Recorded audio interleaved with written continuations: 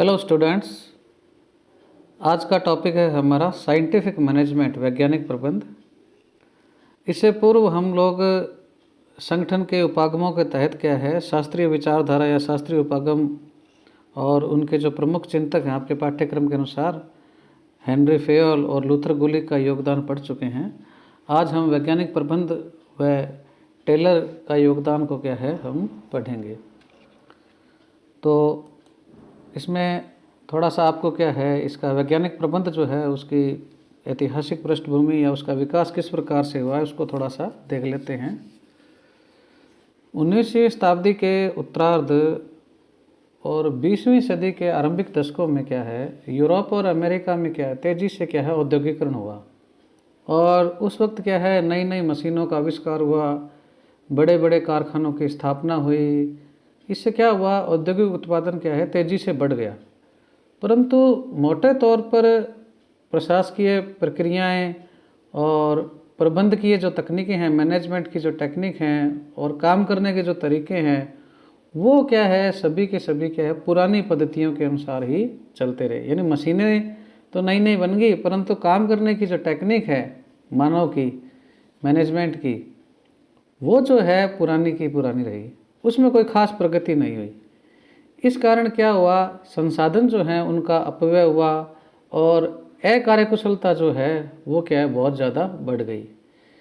इस समस्या से लोक प्रशासन और निजी प्रशासन दोनों ही क्या है समान रूप से क्या है परेशान थे। ऐसी परिस्थितियों में क्या हुआ, लेखकों के एक समूह जिनको प्राय हम वैज्ञानिक प्रशासकीय प्रबंध के स्कूल भी कह देते हैं, उन्होंने क्या है यह जानने का प्रयास किया कि क्या प्रशासन के कोई सामान्य नियम होते हैं जिनको लागू करने से क्या है सरकारी संगठनों और जो व्यावसायिक संगठन हैं अर्थात सरकारी और निजी प्रशासन जो है उसमें क्या है अकार्यकुशलता जो है, अनएफिशिएंसी जो है, ये जो समस्या है उसको क्या है दूर किया जा सके और उनकी जो एफिशिएंसी या क्रियाशीलता जो है उसको क्या है बढ़ाया जा सके। इन विचारकों ने क्या है इस बात पर भी विचार किया कि क्या अधिक कुशल व्यापारिक प्रबंध की कार्य पद्धतियाँ लोक प्रशासन के लिए भी क्या है लागू हो सकती है। यानी जो निजी प्रशासन में या व्यावसायिक संस्थानों में जो टेक्निक्स अपनाई जाती है एफिशिएंसी के लिए, क्या वो लोक प्रशासन में भी लागू हो सकती है। सबसे पहले क्या है, संयुक्त राज्य अमेरिका में वैज्ञानिक प्रबंध विचारधारा जो है कोई एक वर्ष या घटना में नहीं उत्पन्न हुई, बल्कि यह प्रबंध के क्षेत्र में विशेषकर क्या है औद्योगिक संगठनों के मैनेजमेंट में जो भी सुधारवादी और क्रांतिकारी प्रयास हुए उनका वो प्रतीक मानी जाती है। यानी एक दिन में ही अचानक से इसका मतलब विकास नहीं हुआ, धीरे धीरे जो भी औद्योगिक संगठनों में क्या है सुधार होते गए उनको क्या है सामूहिक रूप से हम क्या है साइंटिफिक मैनेजमेंट बोलते हैं। प्रबंध के क्षेत्र में वैज्ञानिक दृष्टिकोण को अपनाने वाले F.W. टेलर क्या है वैज्ञानिक प्रबंध के जन्मदाता माने जाते हैं। टेलर के अनुसार वैज्ञानिक प्रबंध किसी विशेष संगठन या उद्योग में करने वाले कार्मिकों की दृष्टि में एक क्या है मानसिक क्रांति है। इसके बारे में मानसिक क्रांति क्या है थोड़ा बाद में डिटेल में देखेंगे। वास्तव में टेलर की मान्यता थी कि उद्योगों के मालिकों, श्रमिकों और उपभोक्ताओं के हितों में क्या है कोई क्या है मतभेद नहीं है, बल्कि उनके क्या है हित आपस में जुड़े हुए हैं। यही क्या है उनकी मानसिक क्रांति थी। वैसे तो चूंकि मैनेजमेंट का मुख्य लक्ष्य ज़्यादा कार्यकुशलता और संपन्नता का स्तर प्राप्त करना होता है, इसलिए उन वैज्ञानिक विधियों, उपकरणों तथा सिद्धांतों को अपनाना चाहिए जो प्रबंध के लक्ष्यों की प्राप्ति में क्या है ज़्यादा से ज़्यादा योगदान दे सके। यद्यपि वैज्ञानिक प्रबंध विचारधारा को विकसित करने का श्रेय टेलर के साथ साथ चार्ल्स बेबेज, फ्रेडरिक हाल्से, हेनरी टॉने और हेनरी मेटकॉफ इनको भी जाता है, फिर भी टेलर को ही इस विचारधारा का क्या है जनक माना जाता है। ऐसा इसलिए है क्योंकि टेलर ने ही क्या है प्रबंधकीय विज्ञान को एक व्यवस्थित विचारधारा के रूप में क्या है विकसित किया था। वास्तव में सन 1910 में क्या है एक अमेरिकी वकील थे लुइस डी ब्रैंडिस, इन्होंने क्या है सर्वप्रथम टेलर की विचारधारा को क्या है वैज्ञानिक प्रबंध के नाम से संबोधित किया। यानी कहने का अर्थ ये है, वैज्ञानिक प्रबंध जो शब्द है इसको अमेरिकी वकील लुइस डी ब्रैंडिस है, सन 1910 में उन्होंने क्या है वैज्ञानिक प्रबंध नाम दिया इस विचारधारा को, टेलर की विचारधारा को।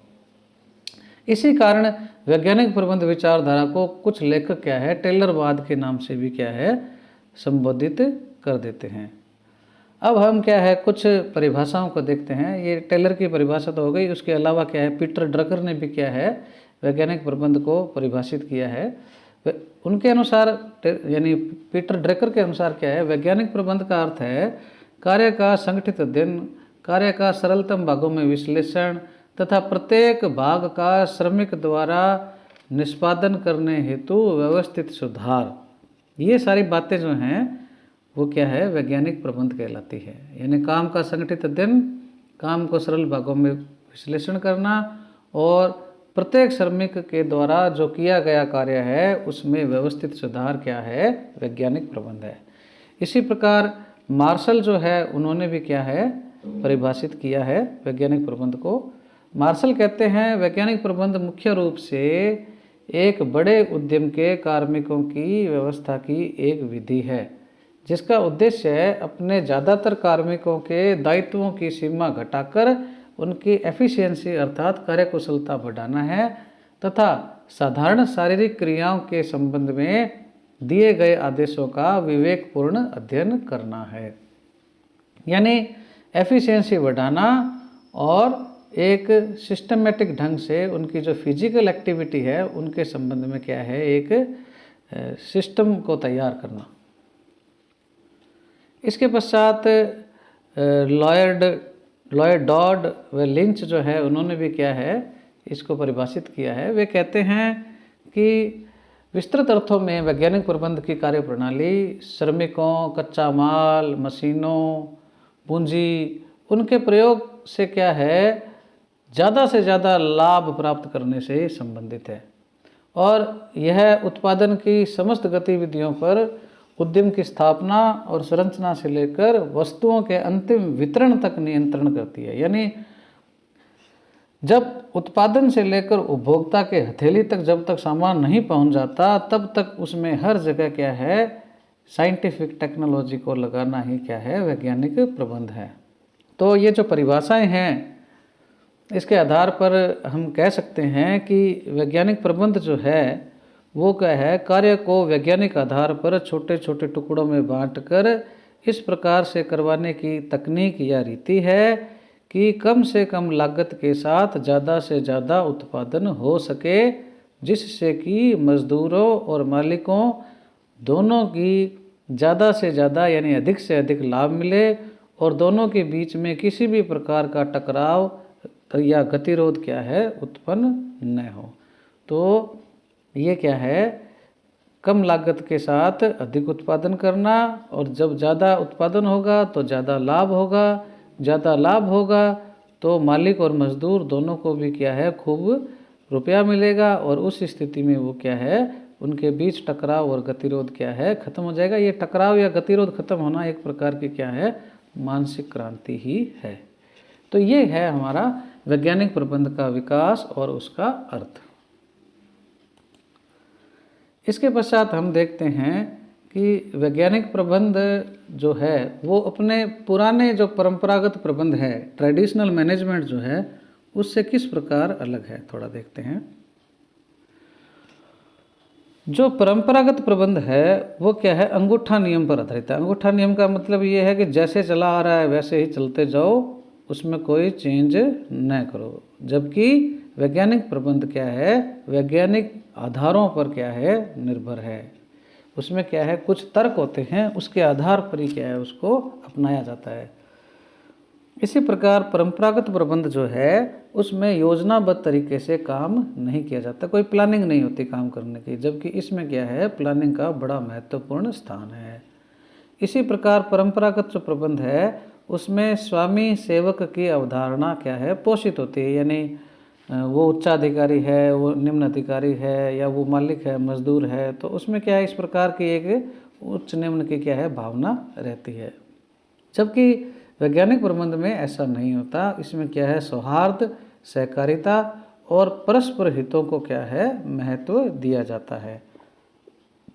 इसी प्रकार परंपरागत प्रबंध में जड़ता पसंद तथा भय युक्त प्रबंध की व्यवस्था रहती है।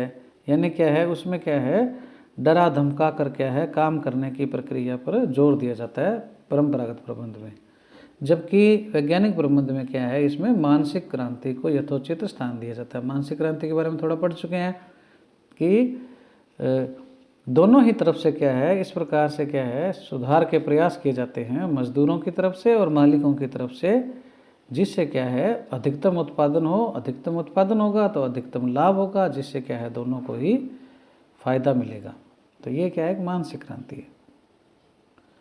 परंपरागत प्रबंध में क्या है, श्रमिकों को बहुत कम प्रेरणाएं यानी इंसेंटिव जो है उनको मोटिवेट बहुत कम किया जाता है। जबकि वैज्ञानिक प्रबंध में क्या है, श्रमिकों को ज़्यादा से ज़्यादा प्रेरणाएं प्रदान की जाती है। इसी प्रकार परंपरागत प्रबंध जो है उसमें समस्याओं का समाधान जो है पुरानी घिसी पिटी तकनीक और मान्यताओं पर क्या है होता है। जबकि वैज्ञानिक प्रबंध में समस्या का समाधान पूर्ण तार्किक, नियम सम्मत, प्रैक्टिकली और नई टेक्निक के द्वारा क्या है किया जाता है।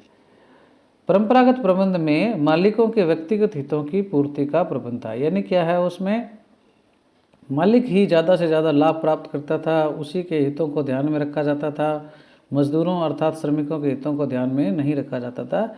जबकि वैज्ञानिक प्रबंध जो है यह सामूहिक हितों की न्यायपूर्ण पूर्ति करने वाला एक क्या है मैनेजमेंट है। लास्ट जो है वो है कि परंपरागत प्रबंध जो है इसमें प्रबंधकों का दृष्टिकोण एक सीमा तक क्या है अधिनायकवादी था, तानाशाही था, डिक्टेटरशिप थी। जबकि वैज्ञानिक प्रबंध में क्या है, मैनेजर जो हैं उनका नज़रिया समग्र है, सहयोगी है और वो डेमोक्रेटिक है। तो इस प्रकार से क्या है वैज्ञानिक प्रबंध और परंपरागत प्रबंध में अंतर है। इसके पश्चात हम देखते हैं कि वैज्ञानिक प्रबंध जो है वो क्या है कुछ मान्यताओं या कुछ अवधारणाओं पर क्या है आधारित है। पहली मान्यता ये है इसकी कि विश्लेषण की वैज्ञानिक पद्धति को अपनाकर संगठन की समस्याओं को सुलझाया जा सकता है। यानी संगठन में किसी भी प्रकार की कोई समस्या है तो उसका विश्लेषण करना पड़ता है। जब विश्लेषण करेंगे तो हमारे को क्या है उसके कुछ कारणों का पता चलेगा।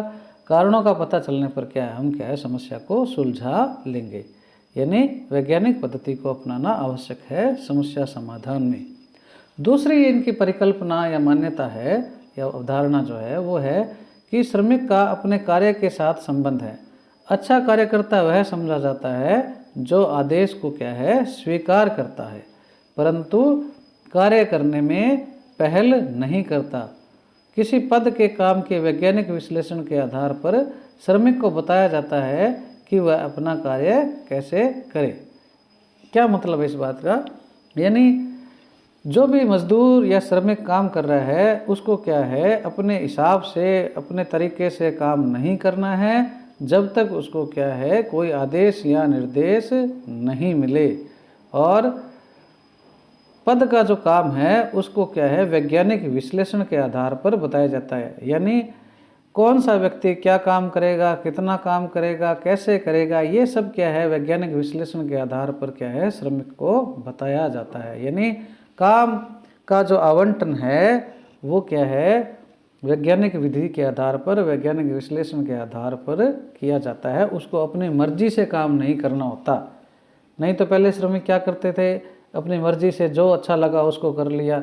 वो उसको करने में दक्ष है या नहीं, उसमें ऐसी कैपेबिलिटी है या नहीं, इस पर कोई ध्यान नहीं दिया जाता। लेकिन वैज्ञानिक प्रबंध कहता है कि श्रमिक को वही काम करना है जो उसके वैज्ञानिक विश्लेषण के आधार पर उसको क्या है बताया गया है या दिया गया है। कैसे करना है ये भी बताया जाता है, क्या करना है ये भी बताया जाता है। तीसरी जो अवधारणा है वो है कि प्रत्येक जो श्रमिक या कार्यकर्ता है वो क्या है आर्थिक व्यक्ति है। यानी कहने का भाव ये है कि वो आर्थिक चीज़ों से क्या है मोटिवेट होता है। उसकी रुचि जो है अपनी धन की आय को क्या है ज़्यादा से ज़्यादा बढ़ाने की है, यानी इनकम को बढ़ाने की उसकी प्रवृत्ति है। संगठन को उत्पादन का एक विवेकपूर्ण औजार क्या है माना जाता है। तो ये इस प्रकार से क्या है, इसकी 3 अवधारणाएं हैं। समस्याओं का समाधान वैज्ञानिक पद्धति से किया जा सकता है, श्रमिकों को काम का आवंटन और किस ढंग से वो करेंगे वो भी वैज्ञानिक विश्लेषण पर आधारित है, और जो श्रमिक या कार्यकर्ता है वो क्या है आर्थिक साधनों से क्या है या धन से क्या है प्रेरित होता है। तो ये इसकी क्या है प्रमुख अवधारणाएं हैं। तो आज हम इतना ही पढ़ेंगे, इसके बाद में हम क्या है आगे इसकी जो वैज्ञानिक प्रबंध के क्या उद्देश्य हैं इसके बारे में आगे हम पढ़ेंगे।